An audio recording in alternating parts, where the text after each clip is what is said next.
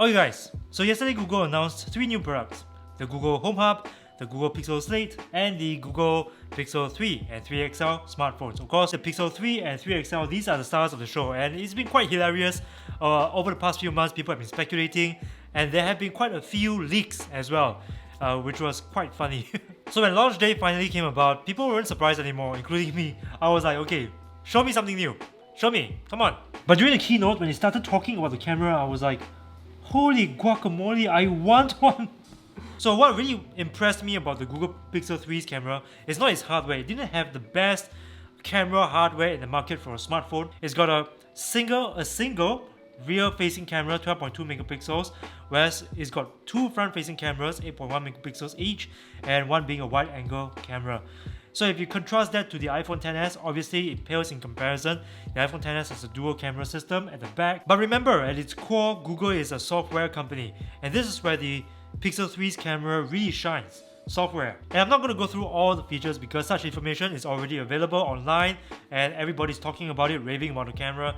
But the one feature that really wowed me is Top Shot. I cannot tell you how many times I've taken a picture and it seems like my fingers are not in sync with my brain. I shot the picture too early, I shot the picture too late. But with Top Shot, I never have to worry about that again because the camera starts shooting way before I've even pressed the shutter. And here's the thing, after taking a picture, if I feel the picture looks horrible, I can scroll back to a whole series of pictures that the phone took for me before I even press the shutter button and pick the best one. And in Google's words, I will never miss a shot again, and that is one feature that I feel really makes a difference to the whole camera experience. Now, to be honest, some of the camera features that Google announced for the Pixel 3, I'm quite skeptical about. For example, Night Sight. Night Sight is one of these camera features that claims to improve low light performance, dramatically improve in fact low light performance, so that you get pictures that look like this taken on the right with the Pixel 3. Okay, they actually put this picture next to a similar picture taken with an iPhone XS that looks like this.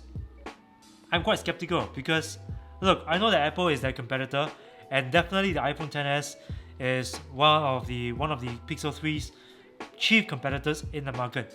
But really, Pixel 3, iPhone XS, really?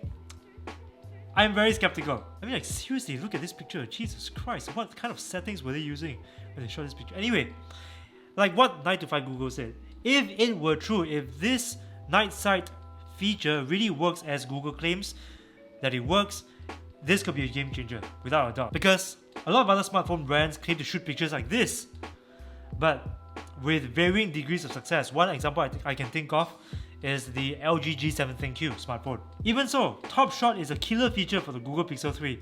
And this is where Google differs from Apple, because when I was watching the Apple's keynote launching the iPhone XS, iPhone XS Max, I thought, yeah, the phone looks great, the hardware is amazing, but I don't feel wowed at all really. Because it seemed like, in terms of features, Apple was playing catch up to the many Android devices in the market, and that's the exact opposite of what I'm feeling about the Google Pixel 3 right now.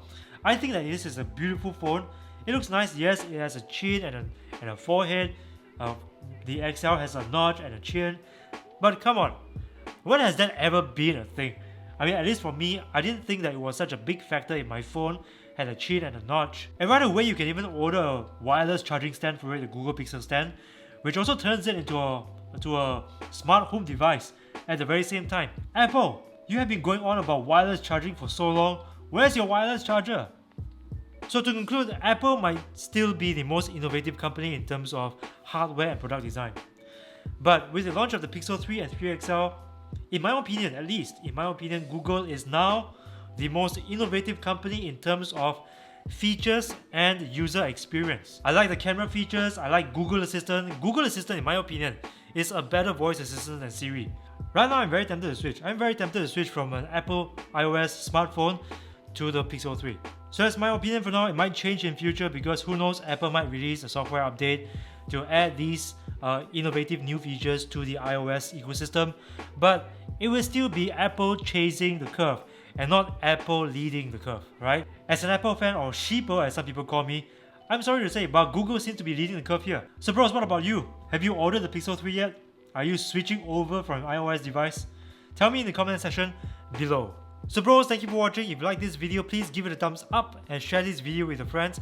Subscribe to this channel if you haven't already, and remember to ring the bell to join my notification squad, because I upload videos every single week and this is the only way you'll get notified. So thank you guys for watching. My name is Aaron. You're watching Aaron is Loud and Wireless.